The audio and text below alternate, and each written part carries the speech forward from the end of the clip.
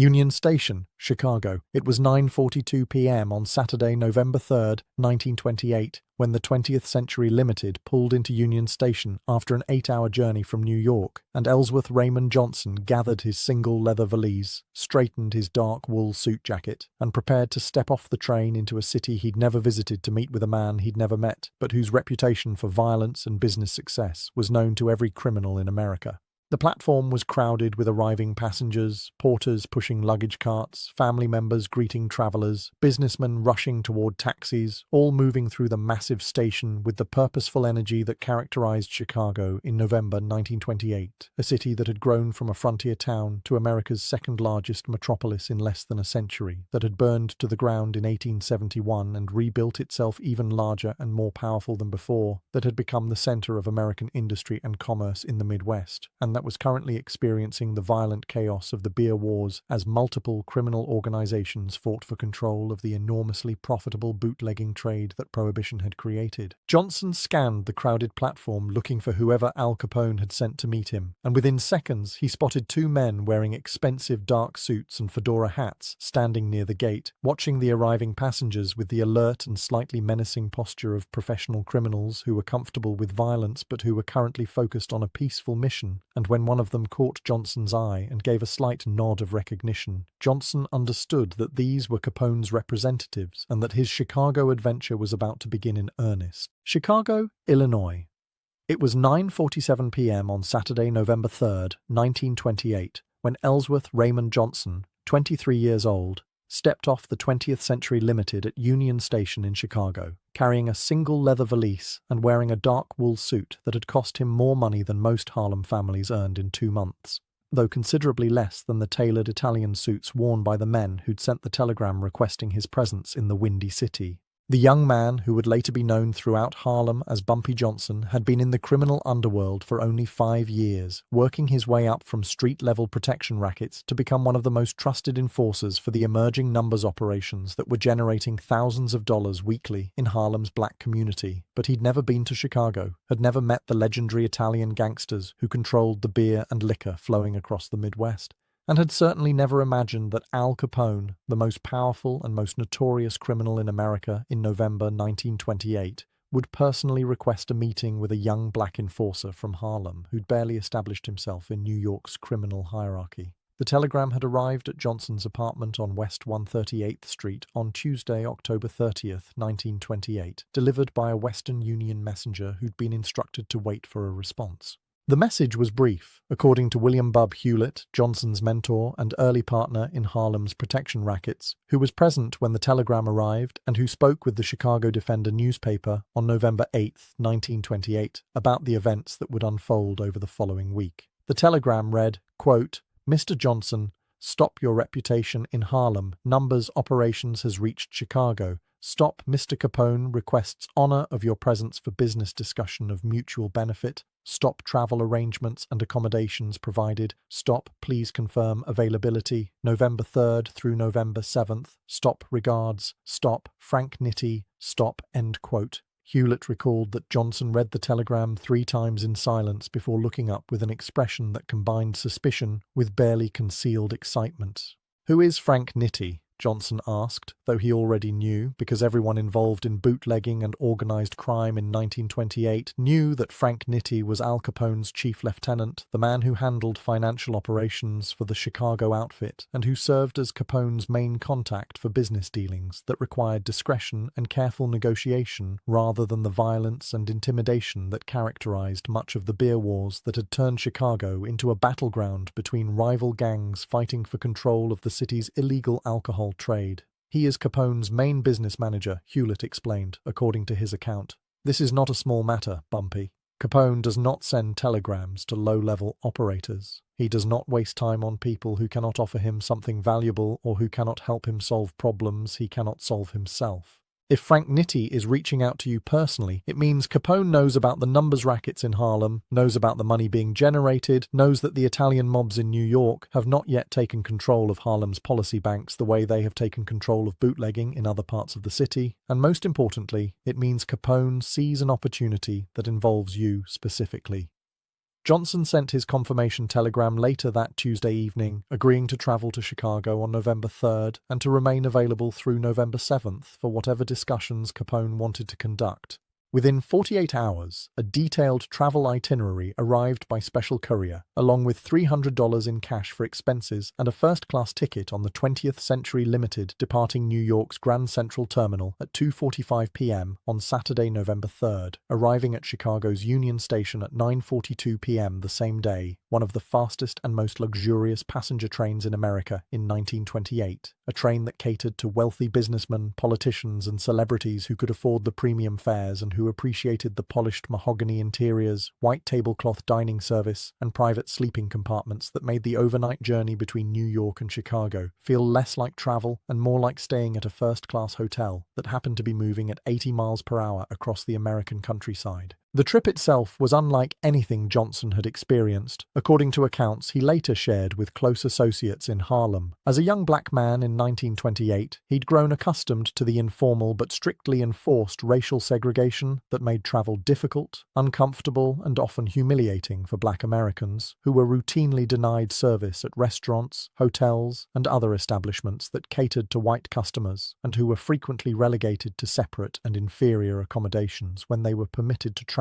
at all. But the instructions that had arrived with his ticket made clear that Johnson was traveling as a guest of the Chicago outfit, and that every establishment along the route had been notified that he was to receive the same courteous and professional service extended to any first-class passenger, regardless of race. The difference was extraordinary, Johnson told Hewlett upon returning to Harlem on November 8th.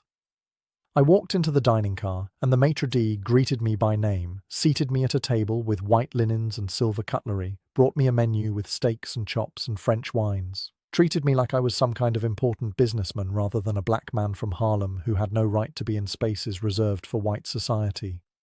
Other passengers looked at me with curiosity, some with obvious disapproval, but the staff made clear through their behavior that I was a paying customer entitled to full service, and that anyone who objected to my presence could take their complaints elsewhere. That is power, bub. Not the power to hurt people or to control territory through violence, but the power to change the rules, to make white people treat you with respect, not because the law requires it, but because someone they fear has made clear that mistreating you will have consequences they cannot afford. Johnson arrived at Union Station at 9:42 p.m. and was met on the platform by two men wearing expensive dark suits and fedora hats, one of whom introduced himself as Jack McGurn, whose real name was Vincenzo Gibaldi, a 30-year-old professional boxer turned enforcer who'd become one of Capone's most trusted and most feared gunmen, known throughout Chicago as Machine Gun Jack McGurn due to his preference for Thompson submachine guns and his involvement in numerous gangland killings that had contributed to Chicago's reputation as the most violent city in America during the beer wars of the 1920s.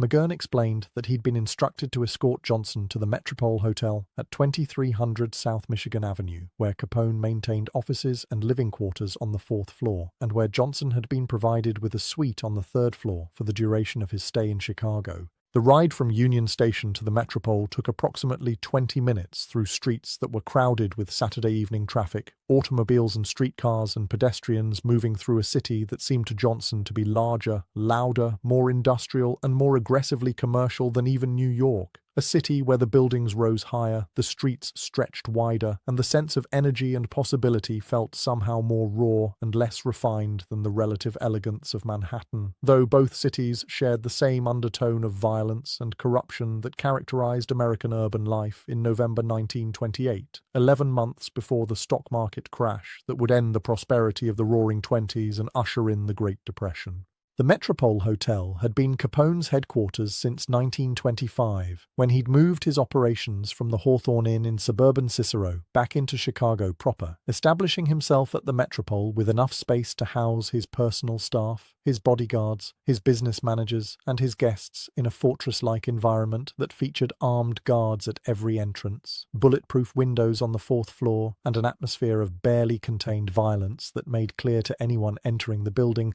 that this was not merely a hotel, but the command center for an organization that controlled beer distribution, gambling operations, prostitution rings, and political influence throughout Chicago and beyond.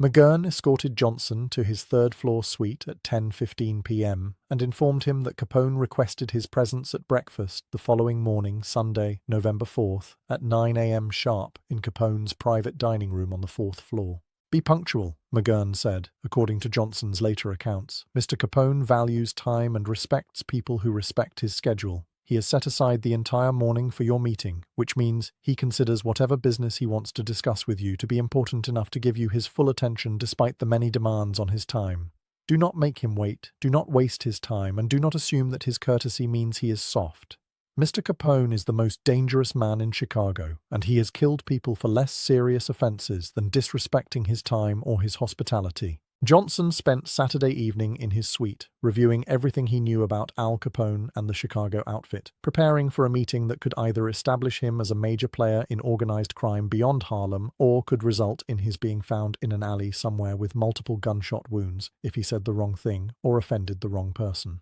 Alphonse Gabriel Capone, 31 years old, in November 1928, had been born in Brooklyn, New York, on January 17, 1899, the fourth of 9 children born to Italian immigrants, Gabriele and Teresina Capone, who'd arrived in America in 1893 seeking the economic opportunities that had drawn millions of European immigrants to the United States in the late 19th and early 20th centuries. Capone had grown up in the rough neighborhoods of Brooklyn, where poverty, violence, and organized crime were facts of life for working-class Italian, Irish, and Jewish families struggling to survive in a society that viewed recent immigrants with suspicion and often hostility, relegating them to low-paying jobs and overcrowded tenements, and limiting their opportunities for advancement through legitimate channels. Like many young men in similar circumstances, Capone had been drawn into street gangs at an early age, joining the Five Points gang in Manhattan as a teenager and coming under the influence of Johnny Torrio, a sophisticated criminal organizer who recognized Capone's intelligence, ambition, and capacity for violence and who brought him to Chicago in 1919 to work for Jim Colosimo's criminal organization, which controlled prostitution and gambling operations in Chicago's South Side.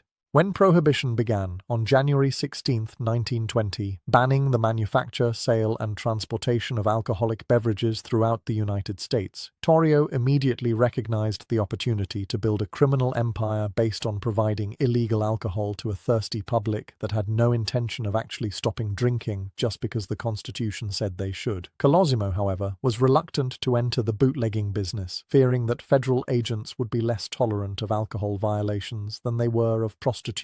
and gambling, and on May 11, 1920, Colosimo was murdered in his own restaurant, almost certainly on Torrio's orders, clearing the way for Torrio and Capone to build what would become the Chicago Outfit, one of the most powerful criminal organizations in American history. By 1928, Capone had taken over from the semi-retired Torrio, who'd survived an assassination attempt in 1925 and had decided to leave Chicago for the relative safety of Brooklyn, turning control of the organization over to his protege. Capone had spent the next 3 years consolidating power, eliminating rivals, bribing politicians and police officials, and building an organization that by November 1928 controlled an estimated 20,000 speakeasies in the Chicago area, generated approximately $100 million in annual revenue according to federal estimates, employed over 1,000 people in various capacities from bootleggers to enforcers to accountants, and had made Capone himself into a national celebrity, his face regularly appearing in newspapers and magazines, his opinions sought by journalists who treated him like a legitimate businessman rather than a violent criminal who'd built his fortune through murder, extortion, and corruption.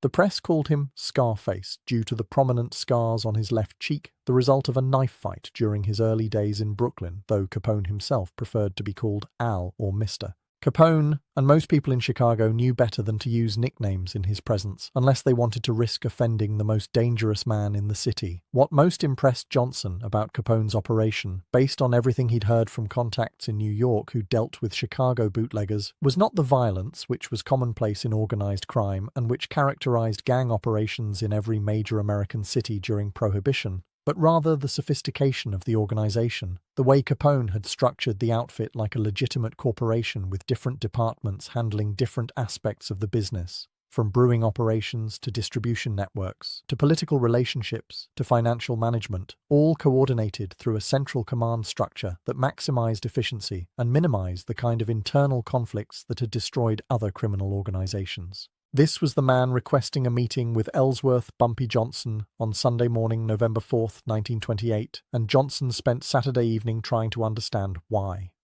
Sunday morning arrived cold and overcast, typical Chicago November weather, with temperatures in the low 40s and a grey sky that threatened rain.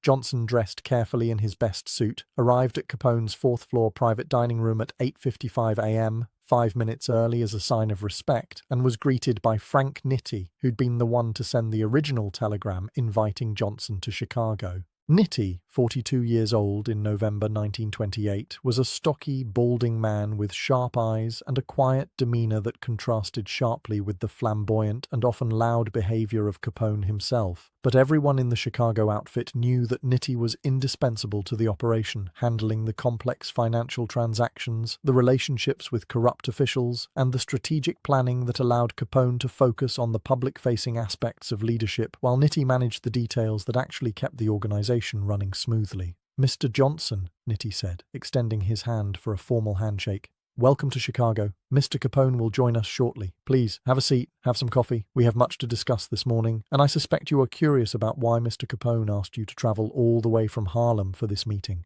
At precisely 9 a.m., Al Capone entered the dining room, and Johnson later recalled that his first impression was of overwhelming physical presence, combined with unexpected elegance.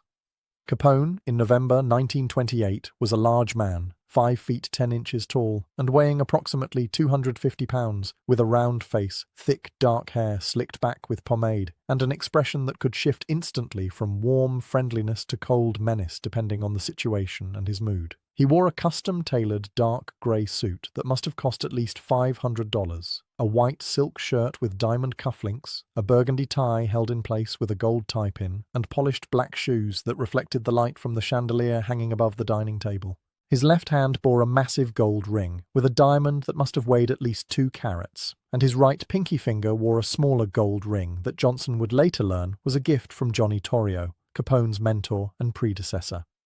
But what struck Johnson most powerfully was not Capone's appearance, but rather the way he commanded attention simply by entering the room, the way everyone present, including Frank Nitti, Jack McGurn, and 2 bodyguards positioned near the door, immediately focused on Capone with a combination of respect, fear, and what appeared to be genuine affection, as though they were in the presence of someone who inspired loyalty through more than just intimidation, someone who'd earned their devotion through demonstrated competence, generosity to those who served him well, and an understanding of how to lead men who were themselves dangerous, violent, and ambitious. "Bumpy Johnson," Capone said, his voice friendly and warm, extending his hand for a firm handshake that Johnson returned with equal pressure, demonstrating that he was not intimidated despite being in the headquarters of the most powerful criminal in America. "Welcome to Chicago. I hope your journey was comfortable and that my people have treated you with appropriate respect. I understand that traveling as a black man in America in 1928 presents challenges that men like me do not face. And I wanted to ensure that you arrived here feeling welcomed rather than humiliated, because what I want to discuss with you requires mutual respect, trust, and an understanding that despite our different backgrounds, we have shared interests that could benefit both of us substantially if we can reach an agreement." They shared breakfast, a lavish spread of eggs, bacon, sausage, fried potatoes, toast, fresh fruit, and coffee served by 2 waiters who attended to their needs with professional efficiency, while Capone made small talk, asking about Harlem, about the jazz clubs, about the Harlem Renaissance, and the cultural explosion that had made uptown Manhattan into one of the most vibrant and exciting neighborhoods in America in the 1920s, home to writers like Langston Hughes and Zora Neale Hurston, musicians like Duke Ellington and Louis Armstrong, and a thriving black middle class that was building businesses, buying property, and establishing institutions despite the racism and discrimination that limited opportunities for black Americans throughout the country. Capone seemed genuinely interested in Harlem's cultural life, asking detailed questions that suggested he'd done his homework and understood that Harlem in 1928 was not just a black ghetto, but rather a complex community with its own economy, its own cultural identity, and its own criminal underworld that operated according to different rules and customs than the Italian and Irish gangs that dominated organized crime in other parts of New York and Chicago.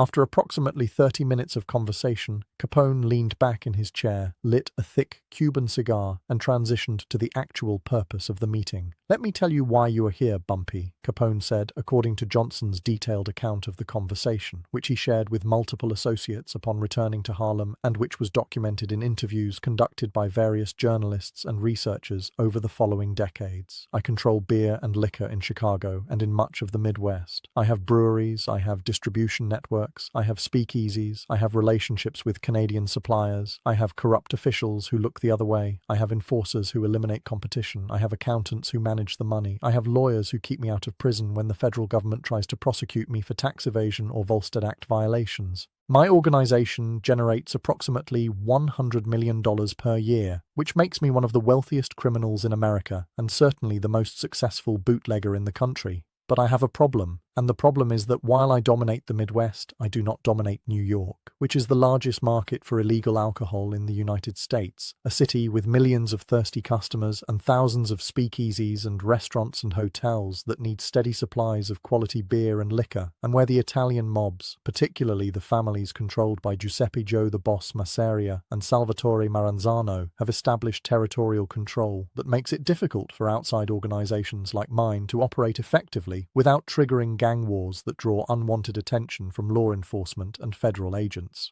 Johnson listened carefully, saying nothing, understanding that Capone was building toward a proposition, and that interrupting would be both rude and potentially dangerous.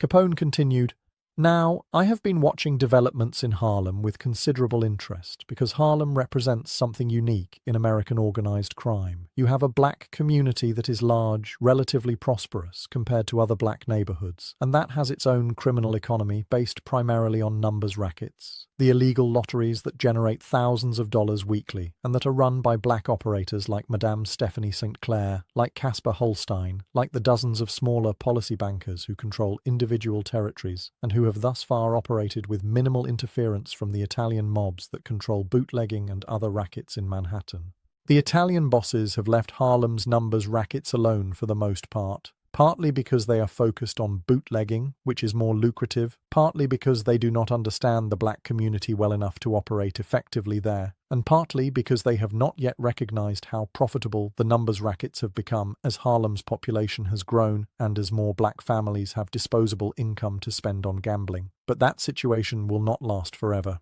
Eventually, probably within the next 5 to 7 years, the Italian mobs will decide that Harlem's numbers rackets are worth taking over, and when that happens, there will be a war, and that war will be brutal because the Italians have more men, more guns, more political connections, and more experience with large-scale organized crime than the black operators currently running the policy banks in Harlem. The question, Bumpy, is what happens to you and to Harlem's black criminal operators when that war comes? Because I do not believe you can win that war on your own, but I also do not believe you want to simply surrender Harlem to the Italians without a fight. Johnson considered this carefully before responding, and his response, according to multiple accounts, demonstrated the intelligence and strategic thinking that would later make him one of the most respected criminal leaders in New York. "You are correct that we cannot defeat the Italian mobs in a straight fight," Johnson said. "We do not have their resources, their connections, their experience with large-scale violence and intimidation, but we do have something they do not have, which is the trust and support of Harlem's black community, which views us not as outside exploiters but as our own people, criminals perhaps, but criminals who live in Harlem, who spend money in Harlem businesses, who employ Harlem residents, who sometimes help poor families when they are in desperate situations,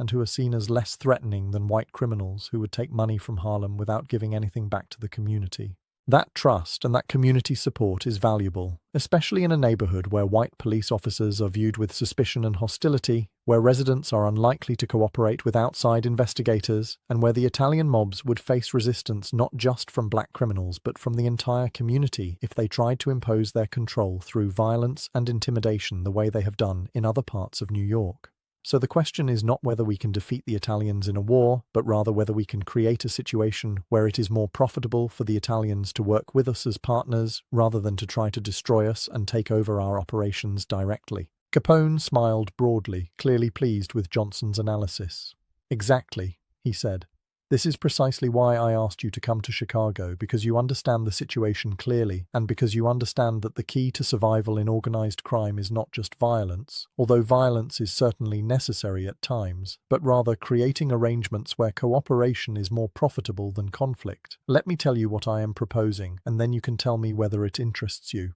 What I want is access to Harlem's speakeasies, restaurants, hotels, and nightclubs for my beer and liquor. Currently, those establishments are being supplied by various bootleggers, some connected to the Italian mobs in Manhattan, some independent operators buying from Canadian sources, some making their own gin and whiskey in basement stills and bathtub operations. The quality is inconsistent, the prices are unstable, the supply is unreliable, and most importantly, there is no organization, no central control, no efficient distribution system. I can provide high-quality beer and liquor from my Chicago breweries and from my Canadian suppliers at competitive prices with guaranteed delivery schedules and product consistency. What I need is someone in Harlem who can manage the distribution, who can convince the speakeasy owners and restaurant operators to buy from my organization instead of from their current suppliers, who can handle the logistics of delivery and payment, and who can deal with any competition or resistance from operators who might not want to switch suppliers. That person would need to be someone who knows Harlem intimately, who is trusted by the black business owners who run the establishments that need alcohol, who has the muscle to enforce agreements if necessary, and who understands that working with me means becoming part of a larger organization that operates according to strict business principles rather than the chaotic and uncoordinated way that many criminal operations function.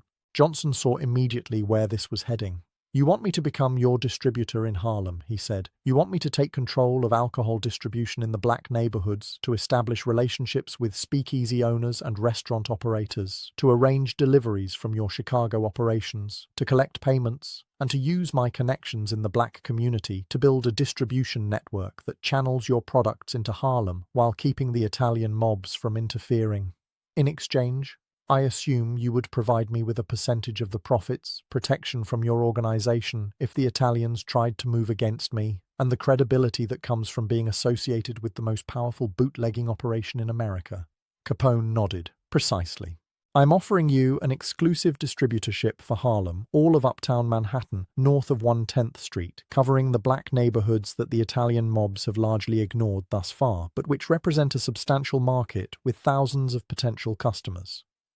You would purchase beer and liquor from my organization at wholesale prices, approximately 40 to 50% below what Harlem speakeasies currently pay their suppliers,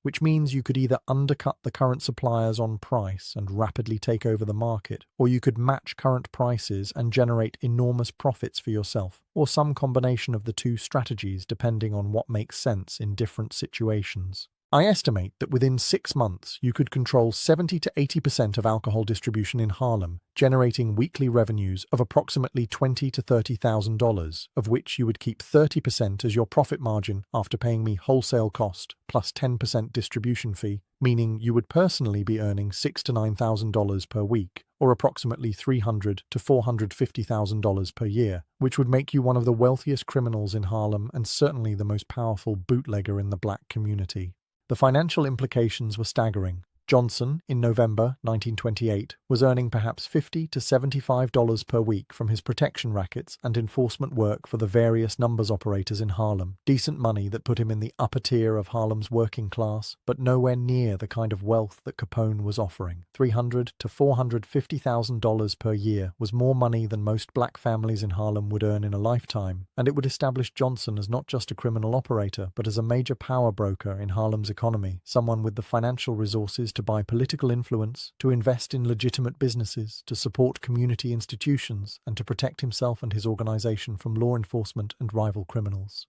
But Johnson was smart enough to know that such an opportunity came with substantial risks and obligations, and he needed to understand exactly what Capone was expecting in return for this extraordinarily lucrative arrangement. "What do you want from me, besides managing distribution?" Johnson asked. "You do not offer this kind of opportunity without expecting something beyond just having a local distributor in Harlem. You could find dozens of people who could move your beer and liquor in uptown Manhattan. Why me specifically? And what else do you need?" Capone's expression became more serious, and he leaned forward, resting his forearms on the table, his tone shifting from friendly to business-like. What I need, Bumpy, is intelligence about what is happening in New York's Italian crime families, particularly information about Masseria and Maranzano, who are heading toward a war that will reshape organized crime in New York and possibly throughout the United States. I need to know about their strengths, their weaknesses, their plans, their alliances, their conflicts, because what happens in New York affects what happens in Chicago and everywhere else, and I cannot allow myself to be surprised by developments that could threaten my organization or create opportunities I should be exploiting. You, as a black operator working in Harlem, can move through parts of New York that I cannot easily access, can develop relationships with people who would never trust an Italian from Chicago, can gather information that my normal intelligence network might miss, and can serve as my eyes and ears in New York without drawing the kind of attention that my own people would attract if I sent them to New York to gather intelligence. This is not asking you to be a spy or an informant, which would put you at risk and which would violate the code that says criminals do not cooperate with law enforcement or betray their own people. This is asking you to be a business partner who shares information that benefits both of us, who helps me understand the New York situation better, and who in return receives my support, my protection, and my business, which will make you wealthy and powerful beyond anything you could achieve on your own. There was also the matter of the future, Capone continued. Prohibition will not last forever. Already in 1928, there were growing movements to repeal the 18th Amendment, increasing recognition that prohibition had failed to reduce alcohol consumption and had instead created massive criminal enterprises, generated enormous profits for gangsters like Capone and countless others, caused thousands of deaths from poisoned alcohol and gang violence, and corrupted law enforcement and government at every level, from local police to federal prohibition agents to judges and politicians. Capone estimated that prohibition would likely be repealed within 5 to 10 years, probably sometime in the early to mid-1930s, and when that happened, the bootlegging business would collapse, the enormous revenues would disappear, and criminals who'd built their empires on illegal alcohol would need to transition to other rackets to maintain their wealth and power. The numbers rackets in Harlem would not be affected by the repeal of prohibition because gambling was already illegal and would remain illegal regardless of what happened with alcohol laws. This meant that Harlem's policy banks represented a more stable long-term criminal enterprise than bootlegging, and Capone wanted to establish relationships with black operators in Harlem now, while prohibition was still in effect, and while he had the leverage and resources to offer valuable partnerships, so that when prohibition ended and the alcohol money dried up, he would already have investments and connections in other rackets that could generate ongoing revenue. By helping you build your bootlegging operation in Harlem now, Capone explained, I am also positioning myself to be a partner in your numbers operations later, when prohibition ends and when the policy banks become the primary source of income for Harlem's criminal economy. I am thinking long-term, Bumpy, building relationships and alliances that will benefit both of us for years to come, and I am offering you the opportunity to be part of something larger than just Harlem, to be connected to a national criminal organization that can provide protection, resources, and opportunities that no local operator could ever access on their own. Johnson requested time to consider the proposal, and Capone agreed to give him 24 hours to think about it, to consult with his associates in Harlem by telephone if he wished, and to ask any questions he needed answered before making a decision. They spent the rest of Sunday discussing the logistics of how the distribution operation would work, the security measures that would need to be in place to protect shipments and prevent hijacking by rival criminals, the payment systems that would ensure timely and accurate financial transactions, the communication methods that would allow Johnson and Capone's organization to coordinate deliveries and address problems quickly, and the political relationships in New York that Johnson would need to cultivate to protect the operation from law enforcement interference. Capone was thorough and detailed, demonstrating the kind of business acumen that had made him successful despite his relatively young age and his violent reputation, showing Johnson that the Chicago outfit operated less like a gang and more like a corporation, with careful planning, systematic record-keeping, and strategic thinking that extended far beyond the brutal violence that characterized Capone's public image. By Sunday evening, Johnson had a clear understanding of what Capone was proposing, what resources would be provided, what expectations would need to be met, and what the partnership would mean for his future in Harlem's criminal underworld. Johnson spent Sunday night walking through Chicago's South Side, accompanied by Jack McGurn and another bodyguard, observing the speakeasies, gambling houses, and brothels that constituted Capone's empire, seeing firsthand how the Chicago outfit functioned at street level, how the various operations were coordinated, how money flowed from customers to establishments to collectors to central management, how security was maintained, how problems were handled, and how Capone's organization maintained control over an enormous criminal enterprise that touched almost every aspect of Chicago's nightlife and entertainment industry. The scale was overwhelming, Johnson later told associates, far beyond anything operating in Harlem or anywhere else in New York. Capone had built something unprecedented in American organized crime, a truly industrial-scale operation that generated millions of dollars monthly and that operated with a level of sophistication and organization that made most other criminal enterprises look amateurish by comparison. If Johnson could bring even a fraction of that sophistication and scale to Harlem, he would become one of the most powerful criminals in New York, and the opportunities for wealth and influence would be extraordinary. Monday morning, November 5th, 1928, Johnson met again with Capone and Frank Nitti in Capone's fourth-floor office to deliver his answer. "I accept your proposal," Johnson said, according to accounts documented by multiple sources who interviewed him about the meeting in subsequent years. "I will establish distribution operations in Harlem. I will build relationships with speakeasy owners and restaurant operators. I will handle logistics and security. I will gather intelligence about developments in New York's Italian crime families. And I will work with your organization as a business partner, but I need certain guarantees from you to make this work. First, I need your commitment that you will not allow the Italian mobs in New York to interfere with my operations in Harlem. If Masseria or Maranzano or any of the other Italian bosses try to move against me or try to take over my distribution network, I need to know that you will use your influence and your resources to protect me and to make clear to the New York families that Harlem is off limits to their interference. Second, I need a direct line of communication to you personally, not just through intermediaries, so that if serious problems arise, I can reach you immediately and get decisions quickly, rather than waiting for messages to travel through multiple layers of your organization. Third, I need your commitment that the numbers rackets in Harlem will remain under the control of black operators, that your organization will not try to take over the policy banks the way the Italians eventually will, and that any future partnership in the numbers operations will be negotiated on fair terms rather than imposed through force or intimidation. And fourth, I need this agreement to be known and respected by your people and by other criminal organizations that you have influence with, so that I am not just your secret distributor in Harlem, but rather a recognized partner whose position is protected by your reputation and your power." Capone agreed to all four conditions without hesitation, and the two men shook hands to seal the agreement. Frank Nitti produced a written contract, unusual for criminal enterprises where agreements were typically made verbally and enforced through reputation and fear of retaliation rather than through legal documents that could be used as evidence in criminal prosecutions. But Capone explained that he preferred to have written agreements with important partners because written terms reduced misunderstandings and provided clarity about expectations and obligations, and because the contracts were deliberately vague enough in their language that they could not easily be used as evidence of criminal conspiracy, even if they were seized by law enforcement. Johnson read the contract carefully, a two-page document that outlined the basic terms of the partnership, the financial arrangements, the territorial boundaries, and the mutual obligations, all written in language that could have described a legitimate business relationship rather than a criminal enterprise, with no specific mention of illegal alcohol, bootlegging, or any activities that violated federal or state laws. He signed the contract, using the alias Raymond Ellsworth, a reversed version of his real name that Capone suggested would provide minimal protection if the document was ever discovered, but would be sufficient for their purposes.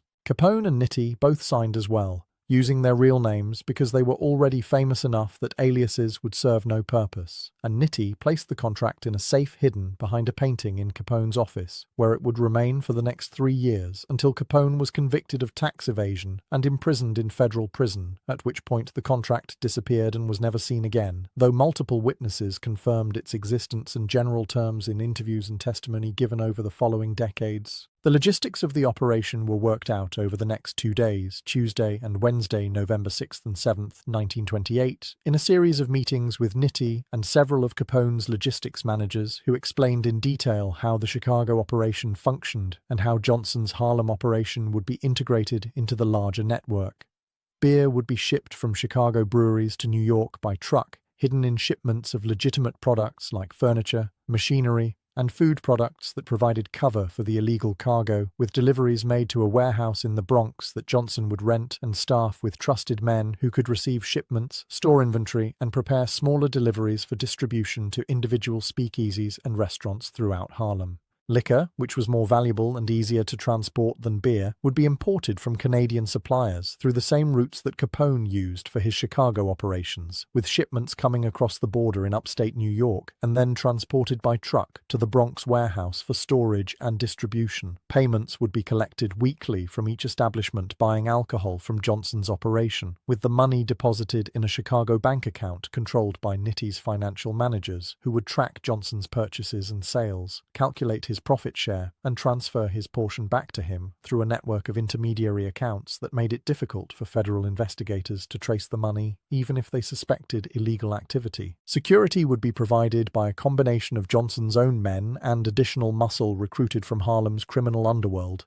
with training and support from Capone's organization to ensure that shipments were protected from hijackers and that any competitors or troublemakers were dealt with quickly and decisively. Communication between Johnson and the Chicago organization would be maintained through weekly telephone calls, monthly face-to-face meetings when Johnson traveled to Chicago or when Capone's representatives visited New York, and emergency contact procedures that allowed Johnson to reach Nitti or Capone directly if urgent situations arose that required immediate decisions. Johnson returned to New York on the 20th Century Limited on Thursday afternoon, November 8, 1928, carrying detailed plans for the Harlem distribution operation, a letter of credit for $10,000 to cover initial startup costs, including warehouse rental, equipment purchase, and hiring of staff, and a commitment from Capone to provide the first shipment of beer and liquor within 2 weeks, allowing Johnson to begin operations by the end of November 1928. The return journey gave Johnson time to process everything that had happened over the previous 5 days, to think about the enormous opportunity he'd been given and the substantial risks he'd be taking, to consider how this partnership would change his position in Harlem's criminal hierarchy and what it would mean for his future, and to begin planning how he would convince Harlem's speakeasy owners and restaurant operators to switch their alcohol suppliers from their current providers to his new operation. He understood that the key to success would be offering better prices, more reliable service, and higher quality products than the competition, combined with the credibility that came from being associated with Al Capone, whose name was known throughout America as synonymous with bootlegging success. Most speakeasy owners were business people who cared primarily about profit margins and customer satisfaction, and if Johnson could demonstrate that buying from his operation would improve their businesses, the transition would happen relatively smoothly. The few operators who resisted for personal reasons or because of loyalty to existing suppliers could be persuaded through a combination of financial incentives and carefully calibrated pressure that stopped short of violence but made clear that cooperation was in their best interests. Back in Harlem on Friday, November 9, 1928, Johnson immediately began implementing the plan he'd developed with Capone's organization. He met with William "Bub" Hewlett first, explaining the opportunity and asking for Hewlett's help in identifying reliable men who could be trusted with the sensitive work of receiving shipments, managing inventory, making deliveries, and collecting payments. Hewlett, who'd been Johnson's mentor and partner since Johnson first entered Harlem's criminal underworld in the early 1920s, was initially skeptical about partnering with a white gangster from Chicago, concerned that Capone might be using Johnson to establish a foothold in Harlem that would eventually lead to the Chicago outfit taking over the numbers rackets and other criminal operations in uptown Manhattan. But Johnson explained Capone's long-term thinking, his understanding that prohibition would eventually end and that the numbers rackets represented a more sustainable criminal enterprise than bootlegging, his commitment to respecting the territorial boundaries between his operations and Harlem's black-controlled policy banks, and his recognition that forcing his way into Harlem would be counterproductive when cooperation could be so much more profitable for everyone involved. Hewlett remained cautious, but agreed to support the venture, and together they began recruiting the dozen men who would form the core of Johnson's distribution operation, all of them young, ambitious, and hungry for the opportunity to be part of something larger than the small-scale protection rackets and enforcement work that constituted most criminal employment in Harlem in 1928. By mid-November, Johnson had rented a warehouse on Brook Avenue in the South Bronx, just across the Harlem River from Upper Manhattan, a location that provided easy access to Harlem while being far enough from the center of black neighborhoods to avoid drawing too much attention from residents or police. The warehouse, a two-story brick building that had previously been used for furniture storage, offered approximately 5,000 square feet of space on the ground floor for inventory storage and a smaller second-floor office area where Johnson could manage paperwork and conduct meetings. He equipped the warehouse with reinforced doors and windows, hired 2 armed guards to provide 24-hour security, installed a telephone line for communication with suppliers and customers, and purchased a truck for making deliveries to speakeasies and restaurants throughout Harlem. The total startup costs came to approximately $8,000, leaving $2,000 from Capone's initial funding for working capital to cover early operational expenses before revenue from sales began flowing in. Johnson hired a bookkeeper, a middle-aged black man named Theodore Green, who'd worked as an accountant for legitimate businesses in Harlem and who understood how to maintain financial records that looked legitimate on the surface while hiding the illegal nature of the enterprise underneath layers of paperwork and false invoicing, and Green established the accounting systems that would track inventory, record sales, calculate profit margins, and prepare the financial reports that Johnson would send to Frank Nitti in Chicago on a monthly basis to document the operation's performance. The first shipment from Chicago arrived on Monday, November 26, 1928, 2 weeks after Johnson's initial meeting with Capone, delivered by truck in the early morning hours when traffic was light and when the chances of police interference were minimal. The shipment consisted of 250 cases of beer and 50 cases of whiskey, a relatively modest initial load designed to test the distribution system and to give Johnson enough product to begin approaching potential customers without overwhelming his still developing operation.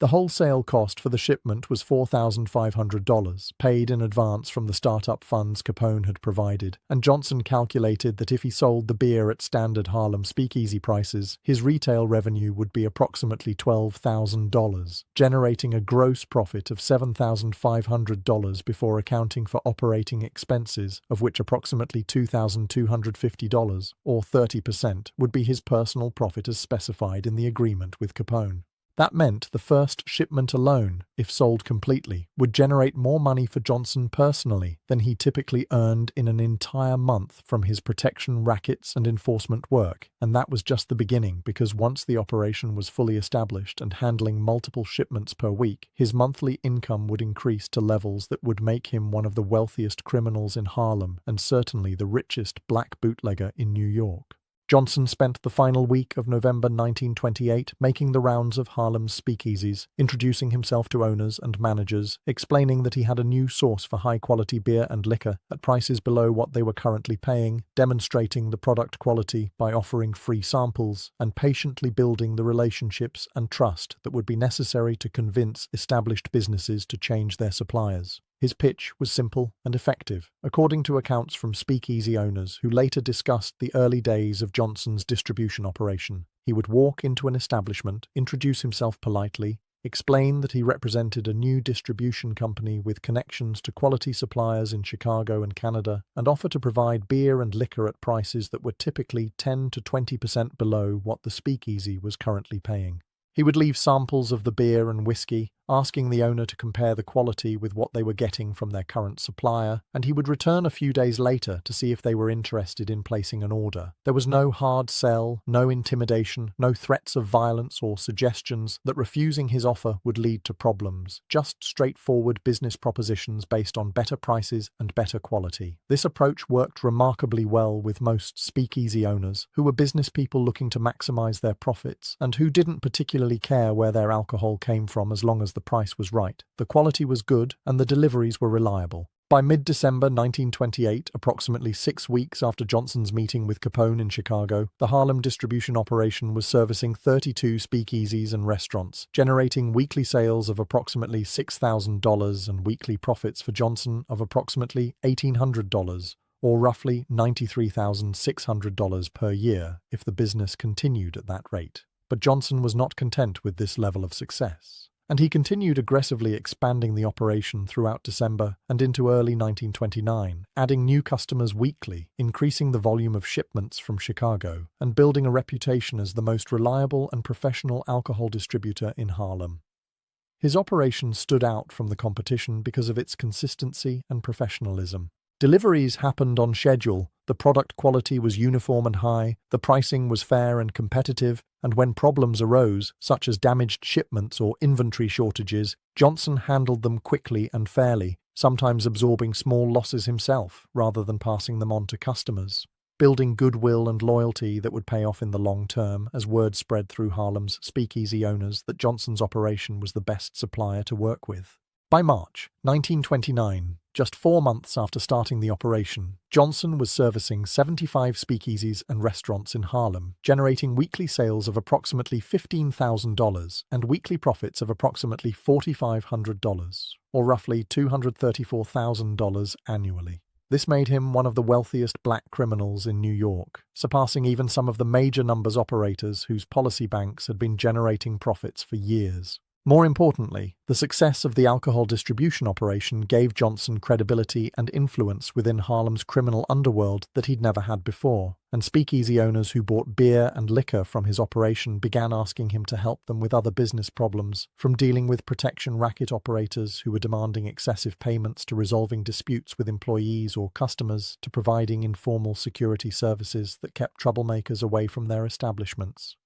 Johnson understood that these requests represented opportunities to expand his influence beyond just alcohol distribution, and he began offering a broader range of services to the businesses he supplied, positioning himself not just as a bootlegger, but as a problem solver and protector for Harlem's entertainment industry, someone who could be called on when issues arose that required discretion, connections, or occasionally the threat of violence. The intelligence function that Capone had requested as part of their agreement also proved valuable, though in ways that neither Johnson nor Capone had fully anticipated in November 1928. As Johnson built relationships with speakeasy owners, restaurant operators, and other business people throughout Harlem, he gained access to information about what was happening in New York's Italian crime families, because many of the people he dealt with also had connections to Italian bootleggers, to corrupt police officers and politicians who worked with the Italian mobs, and to the various intermediaries and facilitators who moved through multiple criminal worlds and who picked up gossip and rumors and useful intelligence about mob activities, territorial disputes, upcoming gang conflicts, and law enforcement investigations.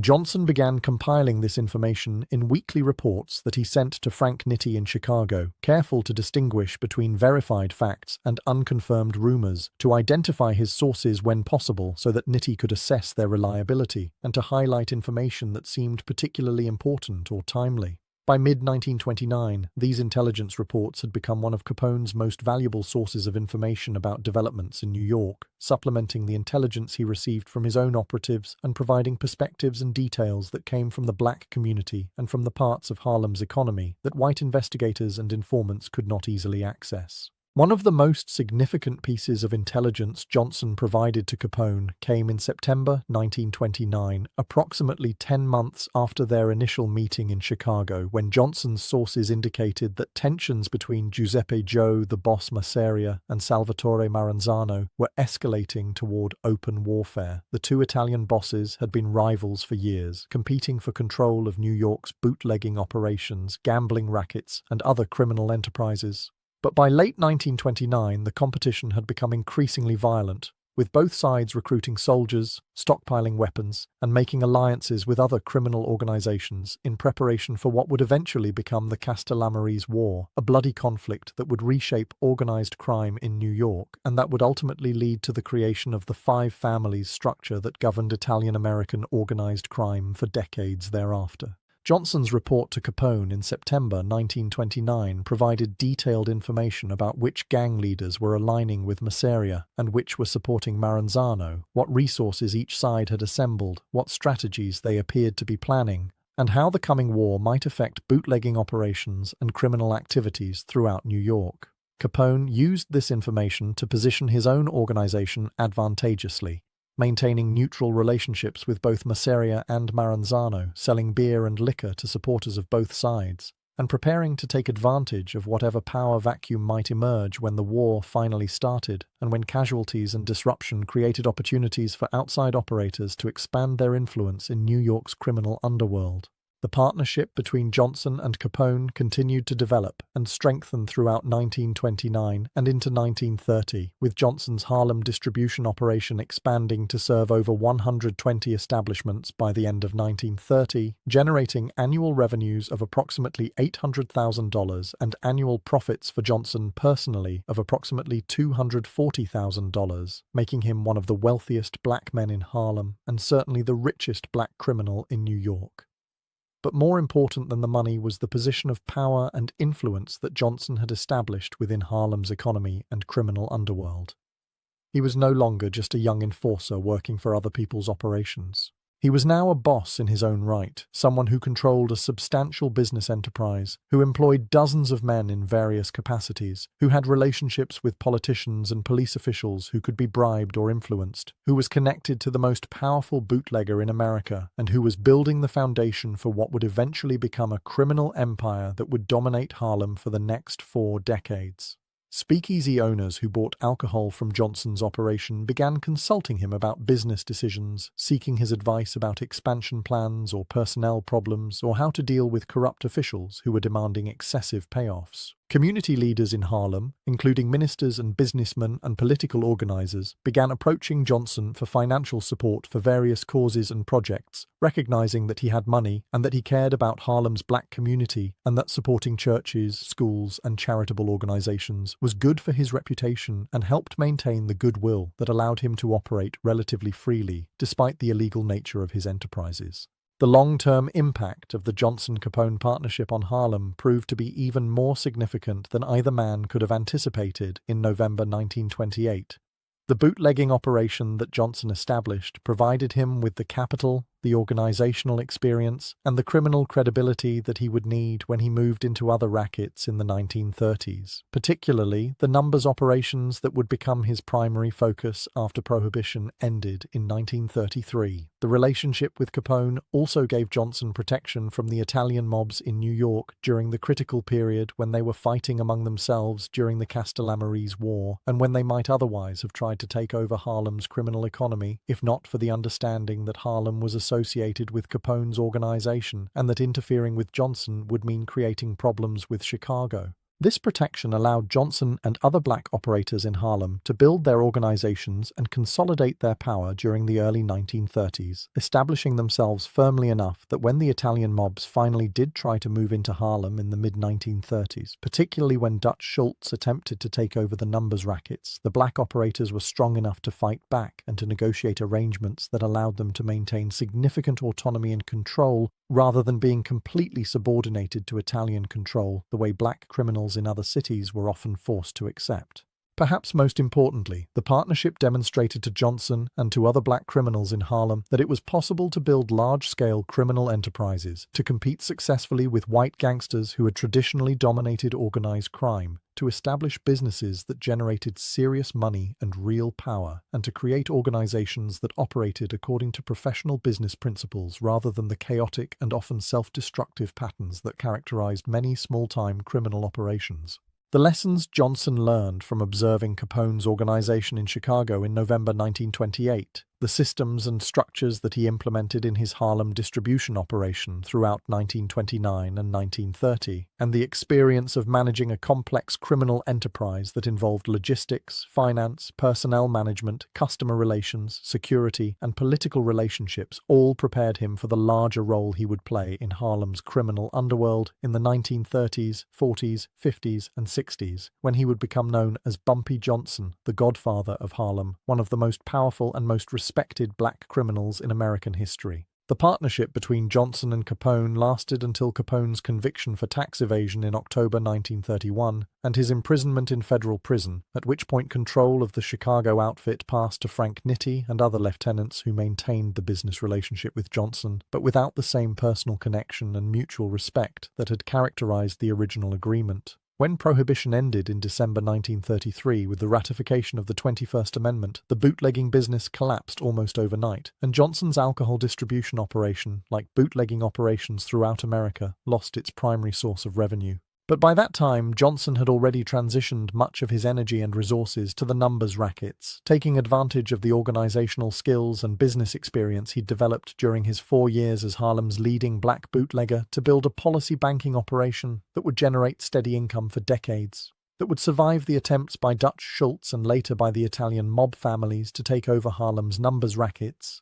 and that would make Johnson into a legend, a figure whose name would be synonymous with Harlem criminal power, whose story would inspire books and movies and television series, and whose influence would extend far beyond the criminal underworld to touch politics, culture, and community life in Harlem throughout the mid-20th century. Looking back from the vantage point of decades later, the November 1928 meeting between Al Capone and Bumpy Johnson appears as one of those pivotal moments in history when decisions made by a few individuals in private conversations changed the course of events for an entire community. What Capone offered Johnson was not just a business opportunity, but a vision of what black criminals could achieve if they operated with the same sophistication and organization that characterized the most successful white gangsters. And what Johnson demonstrated by building a successful distribution operation in Harlem was that black operators could compete at the highest levels of organized crime, could manage complex businesses, could build organizations that generated serious revenue, and could earn the respect of powerful white criminals who judged them based on competence and results rather than on race.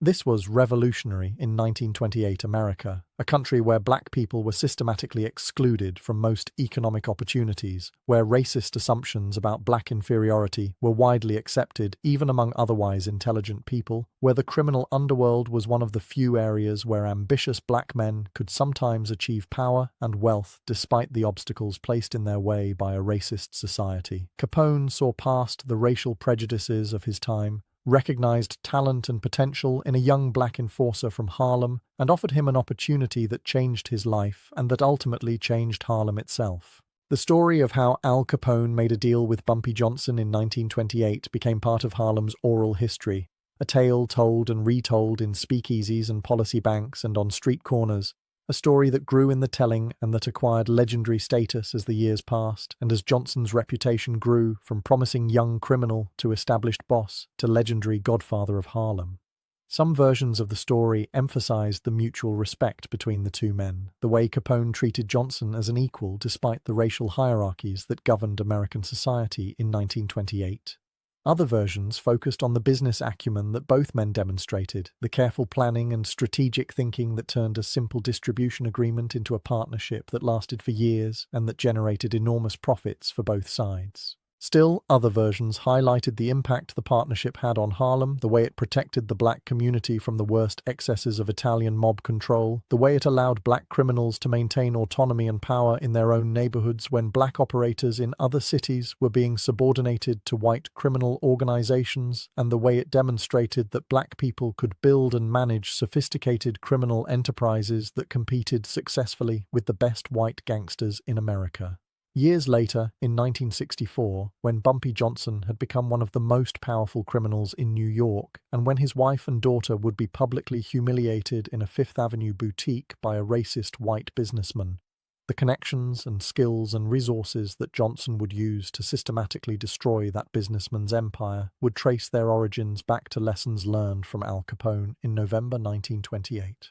The understanding of how to build business relationships, how to leverage connections for maximum effect, how to coordinate multiple simultaneous actions to create overwhelming pressure, how to use legitimate business mechanisms as weapons against enemies, how to operate with sophistication and planning rather than just crude violence. All of these capabilities that Johnson would demonstrate in 1964 had their roots in what Capone taught him in 1928, in the systems and methods and strategic thinking that Capone shared with the young Bumpy Johnson during their meetings in Chicago, and that Johnson adapted and refined over the following decades as he built his own criminal empire in Harlem. The legacy of the Capone-Johnson partnership extended well beyond the two men themselves, shaping organized crime in Harlem for generations, establishing precedents for cooperation between black and white criminals that would influence how different ethnic groups interacted in the criminal underworld, and demonstrating that black operators could achieve success at the highest levels of organized crime if they were given opportunities and if they had the talent and determination to capitalize on those opportunities.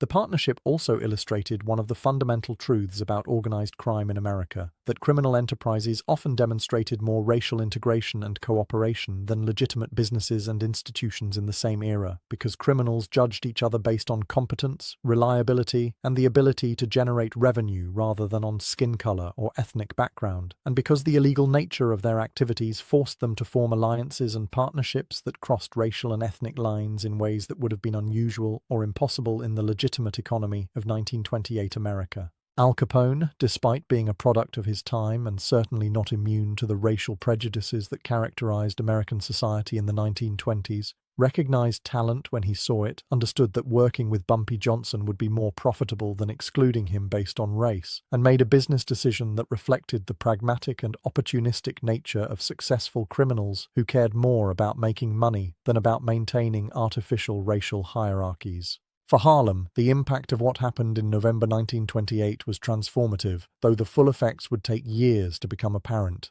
The bootlegging operation that Johnson established with Capone's support brought organization, professionalism, and substantial capital into Harlem's criminal economy at a critical moment when the neighborhood was growing rapidly, when the Harlem Renaissance was attracting national attention to the cultural and intellectual achievements of Black Americans, and when the numbers rackets were generating increasing amounts of money that could be used to build criminal organizations capable of resisting outside control. The protection that Capone's support provided allowed Harlem's black operators to develop their own organizations during the late 1920s and early 1930s, to build the infrastructure and the expertise and the political connections that would be necessary when the Italian mobs eventually tried to take over Harlem's rackets, and to establish themselves as forces to be reckoned with rather than as small-time criminals who could be easily pushed aside by more powerful white gangsters. When Dutch Schultz came to Harlem in the mid-1930s demanding control of the numbers operations, he found himself confronting not a disorganized collection of individual policy bankers, but rather a relatively cohesive group of black criminals who had resources, organization, political connections, and the backing of important figures like Bumpy Johnson, who by that time had used the wealth and experience from his bootlegging years to establish himself as one of Harlem's most powerful operators.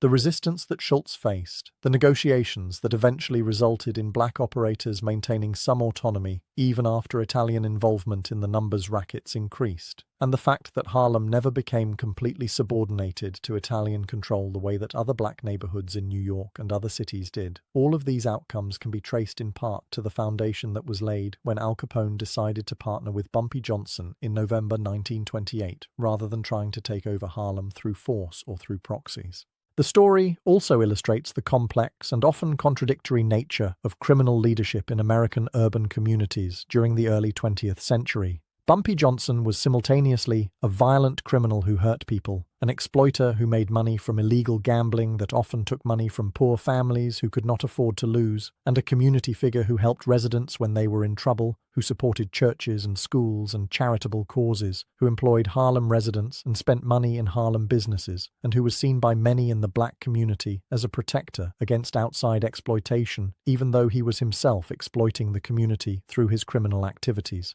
This dual nature, the capacity to be both predator and protector, both criminal and community leader, characterized many of the most successful black gangsters in the era before the civil rights movement opened up more legitimate opportunities for black economic advancement. And it reflected the reality that in communities where legitimate economic opportunities were severely limited by racism and discrimination, criminal enterprises were sometimes the only available paths to wealth and power, and criminal leaders were sometimes the only people with sufficient resources and influence to challenge the white power structures that controlled most aspects of urban life in segregated America. Al Capone's role in this story is equally complex and contradictory. He was a brutal killer responsible for numerous murders, a corrupter of public officials who undermined democratic governance, an organizer of prostitution and gambling operations that exploited vulnerable people, and a tax cheat who made a fortune while ordinary Americans struggled through the Great Depression.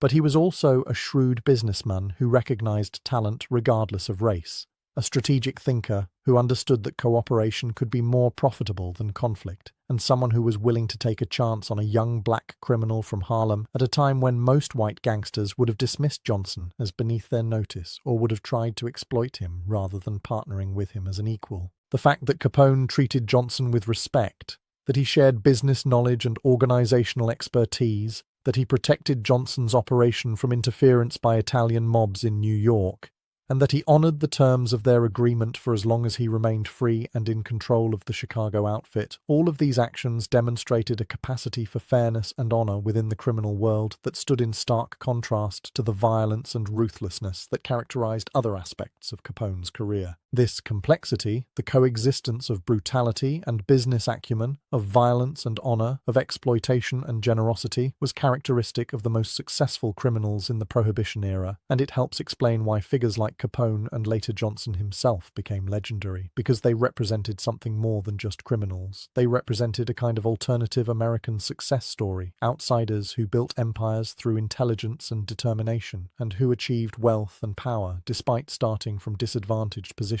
in a society that was structured to limit their opportunities. The November 1928 meeting between Al Capone and Bumpy Johnson thus stands as one of the formative moments in the history of organized crime in Harlem and in the development of black criminal enterprise in America.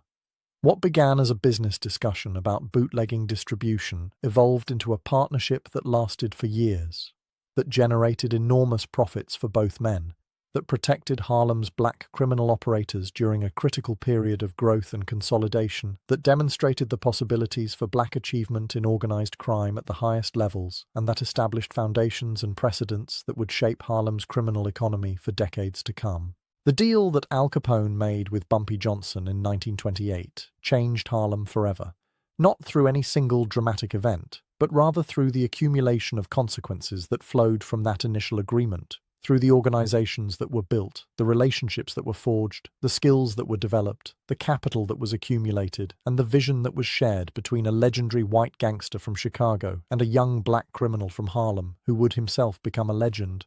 the godfather of Harlem, Ellsworth Bumpy Johnson, whose story began in many ways on that cold November evening in 1928, when he stepped off the train in Chicago and walked into a meeting that would change his life and change Harlem and change the trajectory of black organized crime in America.